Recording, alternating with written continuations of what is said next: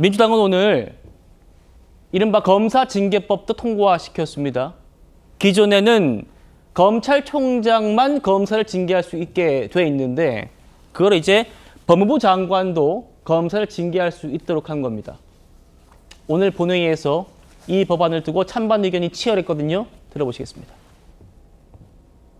이번 검사징계법 개정안은 보복 법안입니다.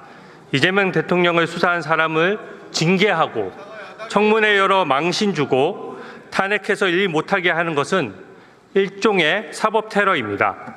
현행법상 징계는 검찰총장이 청구하고 법무부 장관이 결정하도록 되어 있습니다. 법무부 장관이 마음에 안 드는 검사를 징계하면 검찰의 독립성이 침해되기 때문입니다. 이번 개정안은 법무부 장관이 징계를 청구하고 결정까지 하겠다는 내용입니다. 과거 원님 재판식입니다. 법무부 장관이 수사에 관여하는 도구로 악용될 소지가 높습니다. 검사가 잘못하면 누가 징계를 하고 누가 감찰하고 누가 수사하는지 아십니까? 오로지 검사만 해왔습니다. 지휘감독권자인 법무부 장관이 감찰도 할 수 없고 징계도 할 수 없는 것이 현행 검사징계법입니다. 법무부가 행정부의 한 축으로서 검찰의 독주를 막을 합당한 책임과 권한을 지니게 할 필요가 있습니다. 신 의원님, 검찰청법상 그동안 법무부 장관은 총장만 지휘할 수 있고 검사는 지휘할 수 없게 되어 있잖아요. 그게 이제 징계도 마찬가지예요. 징계도 총장만이 할 수 있고 법무부 장관은 그러지 못하게 되어 있는데 이 법안의 취지가 뭐냐면 법무부 장관, 그러니까 정치가 수사에 개입을 하지 못하도록 그렇게 막아놓은 건데 이건 지금 정치가 수사에 개입하도록 한 것 아닌가라는 게 국민의힘의 주장 같습니다. 어떻게 반박 주시겠습니까? 그동안에 검찰이 국민들의 신뢰를 못 받았던 후과가 이런 방식으로 나타나고 있다고 저는 생각합니다. 실제로 국민을 위한 검사, 그리고 수사권이나 기소권을 정말 국민 시각에서 중립적으로 정치적이지 않은 그런 방식으로 행사했었다면 이렇게까지 검찰의 신뢰가 떨어지진 않았을 거다라는 생각이 듭니다. 특히나 지난 3년 동안에 검찰총장 출신의 대통령을 모시면서 대한민국의 검찰이 얼마나 편향되게 정치 검찰에 의해서 이용당하거나 아니면 수사권 남용으로 인해서 많은 피해가 갔는지에 대한 여러 가지 사례들이 있는 만큼 이제는 그런 권력의 한 축에 대한 조금 균형과 견제가 필요하다라는 면에서 법무부 장관이 이런 정치 검사에 대한 감찰이나 윤리 회부 이런 것들에 대해서도 어느 정도의 견제권을 갖도록 하는 방식으로의 시스템을 개선하는 거를 말씀드리는 거고요. 예. 특히나 검찰 조직이 워낙에 제 식구 감싸기. 그래서 검찰이 실수하거나 아니면 의도적으로 고의적인 그런 수사와 기소권 남용을 했을 때 이를 견제하는 그런 시스템이 워낙에 없다 보니 지난 3년 동안에 또 그 탄핵이라는 방식으로 검사가 몇 건이 올라오지 않았습니까? 그래서 이거는 검사 탄핵에 대한 대안이 될 수도 있는 부분이기 때문에 이제는 너무 한쪽으로 쏠린 권한에 대한 균형점을 가져가자는 대안이 될 수 있다. 그리고 실제로 많은 시간 동안에 검찰이 국민들에게 신뢰를 얻기 위해서 자정작용을 하거나 아니면은 여러 가지 노력을 할 수도 있었는데 그런 것들을 실기한 결과가 이번에 이런 방식으로 나타날 수 있는 것이기 때문에 스스로에 대한 그런 뭔가 국민들의 그런 신뢰 회복을 위한 본인들의 그런 되돌아보는 그런 계기가 됐으면 좋겠다라는 면에서 이런 이재명 정부에서는 카르텔과 기득권에 대한 타파가 매우 중요하게 제도 개선으로 이루어질 거라는 말씀도 드리겠습니다. 자승자박 아니냐. 검찰이 그동안 해왔던 것에 후과다. 이런 얘기입니다. 김기현 대변인, 이런 전망도 법조계에서 나오더라고요. 지금 이재명 대통령 잠시 뒤에 또 다루겠습니다만 재판이 어떻게 될지 사실상 진행이 어렵다는 쪽에 다수설인 것 같고요. 하지만 정진상 씨라든지 김용 씨라든지 이재명 대통령의 주변인들 재판은 계속 되지 않겠습니까? 그런데 지금 최근에 또 대장동 수사검사 고발했잖아요. 만약에 법무부 장관이 검사 징계할 수 있게 이 법이 고쳐지면 그 검사들, 지금 재판 나가야 되는 검사들 다 징계해서 공소 유지도 못하게 될 수 있지 않느냐. 그 재판들도 지금 공소 유지가 안 돼서 재판 못 돼. 어떻게 보십니까? 예를 들어서 윤석열 정부 때 검사가 수사와 기소권을 남용해서 문제가 된 사례가 뭐가 있는지 참 하나 여쭙고 싶어요. 왜냐하면 민주당이 수많은 검사를 탄핵하지 않았습니까? 탄핵 다 기각됐잖아요. 인용된 사례가 있습니까? 그렇기 때문에 검사가 이재명 주변과 이재명 그 당시의 대표에 대해서 수사를 한 게 뭐가 문제죠? 모든 게 정치 탄압입니까? 정치적인 수사인가요? 그리고 저는 이해가 안 되는 게 뭐냐면 지금 법무부 장관이 징계할 수 있다는 거는 앵커 말씀처럼 이거는 사실상 대통령이 검사에 대해서 징계할 수 있다는 거잖아요. 제가 검사 입장입니다. 근데 살아있는 권력에 대해서 수사를 하는데 이게 뭔가 기소를 해가지고 하는 것도 아니고 그냥 봤을 때 징계를 내릴 수 있다는 거잖아요. 징계 수위가 뭐가 있을 수 있습니까? 파면도 되는 건가요? 제가 궁금합니다. 제 밥그릇 걸고서 어떤 사람에 대해서 살아있는 권력에 대해서 수사할 수 있을까요? 쉽지 않을 겁니다. 사람인 상황이기 때문에. 그렇다면 이 법이 그렇게 중요하다고 했다면 윤석열 대통령 시절에 이거 한번 내보시지 그랬습니까? 그리고 최근에 제가 알아보니까 또 검사를 징계상에서 이제 파면까지 할 수 있게끔 한다는 그런 것도 있지 않습니까? 원래 검사가 파면되기 위해서는 탄핵이 돼서 인용이 돼야 되잖아요. 그리고 또 유죄 확정 판결이 대법원에서 나오는 겁니다. 예. 결국 모든 것들에 대해서 파면을 하거나 징계를 할 때 봤을 때 제3자가 봤을 때 이 사람이 뭔가 문제가 있다는 걸 해야 되는데 모든 기준점이 뭡니까? 모든 판단의 최종 결정자는 이재명 대통령입니까? 지금 이재명 대표, 이재명 대통령, 이재명 정부에서 국민 주권 정부라고 이렇게 스스로 얘기하는 것 같아요. 제가 볼 때 국민 주권이 아닙니다. 이재명 주권 정부거든요. 그래서 법이 한쪽으로 휘어져 있으면 안 됩니다. 특히나 살아있는 권력이 그 칼을 손잡이를 잡으면서 누구보다도 더 적극적으로 행사할 수 있고 검찰 수사를 살아있는 권력을 못하게 하고 정적 주기에 할 수 있게끔 한다는 이 자체가 대비극이고요.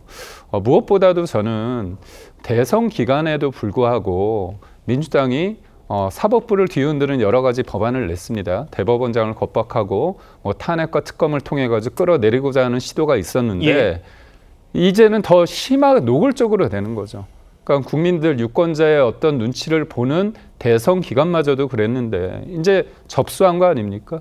그런 측면에서 봤을 때 저는 이전에도 민주당이 단순히 의석수가 많다는 이유로 본인의 권한에 대해서 자제나 절제를 못해서 탄핵이 남발됐습니다. 근데 지금은 견제할 수 있는 수단이 없습니다. 이재명 대통령의 예. 그 대통령실에서 뭐라고 얘기했습니까? 특검법 국민 지지받아서 거부권 이유 적다고 얘기했잖아요. 여기에서는 또 국민들이 지지한다고 말을 하고 있습니다. 근데 하나만 말씀드리겠습니다. 뭐냐면 이재명 대통령 재판 관련해 가지고요. 출구 조사에서 응답자의 63.9%가 진행을 찬성했습니다. 반대는 25.8%입니다. 심지어 민주당 내에서도 지지자 중에서도 재판 계속이 40.7% 그리고 중단이 44.4%로 비슷했습니다. 그렇다면 국민들이 원하는데 재판하시겠네요. 예. 요즘 김기영 대변인 인용 주신 그 조사도 일단 특정 조사라는 것도 제가 짚어드려야 될 것 같습니다. 알겠습니다. 정치권에서는 이재명 정부가 출범한 지 단 이틀 만에 정치 보복의 서막이 오른 것 아니냐라는 목소리가 지금 나오고 있는 거고요. 민주당은 부인하고 있습니다. 할 일은 태산같이 많은데 일단 그렇게 막 뒤져가지고 누구를 막 표적 삼아서 뭐 해서 막 괴롭히고 이게 일단 취미도 아니고 즐겁지도 않고 또 모르죠 어떻게 될지는. 그냥 지금의 마음 상태는 최소한 그래요. 뭐 반드시 보복을 한다가 그들의 생각인 것 같아요. 난 한 번도 그런 일이 없고 그럴 마음도 없는데. 내란 세력의 죄는 단호하게 벌하되 특정인을 겨냥해 관역으로 삼는 정치 보복은 결단코 없을 것입니다. 뭐 정치 보복을 안 한다 네. 이렇게 계속 얘기했었잖아요. 네. 이것을 통합이라고 했으니 안 돼요라고 한다면 그것은 잘못된 선동인 것이죠. 예. 그리고 이것은 정치 보복의 내용이 아니라고 예. 하는 것은 온 국민이 아는 거 아니겠습니까? 김재원 전 최고위원은 민주당의 이런 입장에 대해서 이렇게 반박합니다. 들어보시죠. 이재명 대통령 입장에서는 현재의 검찰을 불신하기 때문에 예. 자신의 그 목표 달성을 위해서 그리고 이재명 대통령이 원하는 수사 결과를 만들고 재판 결과를 만들기 위해서 모든 입법 수단을 다할 것입니다. 과거 박근혜 전 대통령 탄핵 이후에 문재인 네. 정권에서 벌어졌던 그런 국정농단 토끼머리 수사보다도 훨씬 강력하고 잔인한 정치 보복성 수사와 재판이 이루어질 것이고 많은 예. 국민들이 그런 보복성 수사와 재판에 두려워하고 공포스러워하고 네. 피를 떨어야 될 그런 날이 올지도 모릅니다. 김재원 전 최고는 박근혜 정부 때 정무수석을 했었죠. 그래서 뭐 누구보다 자기는 그 사건을 잘 안다고 얘기를 하고 있기 때문에요. 김영주 의원님, 네. 민주당과 또 김재원 전 최고 목소리 어떻게 들으셨습니까?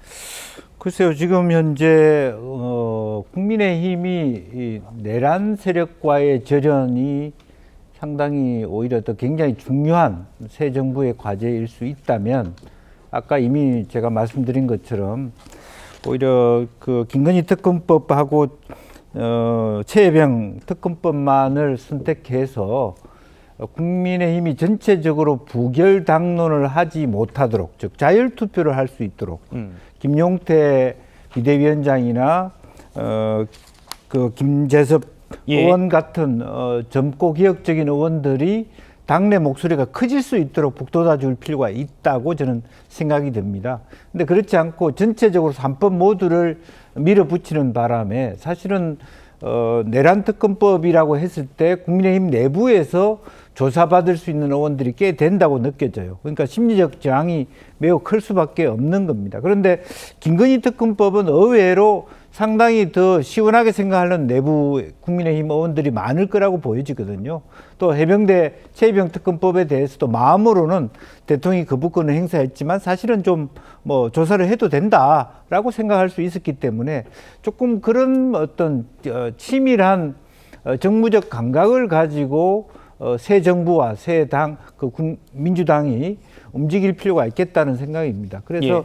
그런 면에서 조금 아쉽지 않느냐. 그러니까 전체적으로 국민의힘이 새롭게 드라이브되는 이 법안에 대해서 부결 당론을 내지 못하도록 하는 것이 매우 중요한데 그 부분을 놓치고 있다. 그렇지 않으면 이것이 그대로 문화적으로 짙어지면 진영 논리가 계속되면서 이재명 정부에게도 큰 부담이 될 수 있겠다. 통합을 외친 상황에서 예. 그런 마음이 좀 아쉽다라는 생각이 듭니다. 알겠습니다. 뭐 김용태 위원장이나 김재섭 의원을 비롯한 일부 의원들이 당론 풀자 했지만 결국 당론은 유지가 됐고 본회의에서 일부 의원들이 당론에 반하해서 투표를 한 거죠.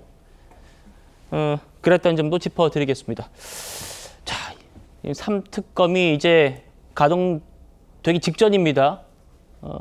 연말까지 아마 사정정국이 펼쳐질 것 같다라는 국민의힘의 주장과 또 이걸 거부권 행사할 수 없다라는 대통령실의 또 입장까지 전해드렸습니다. 지켜보도록 하죠.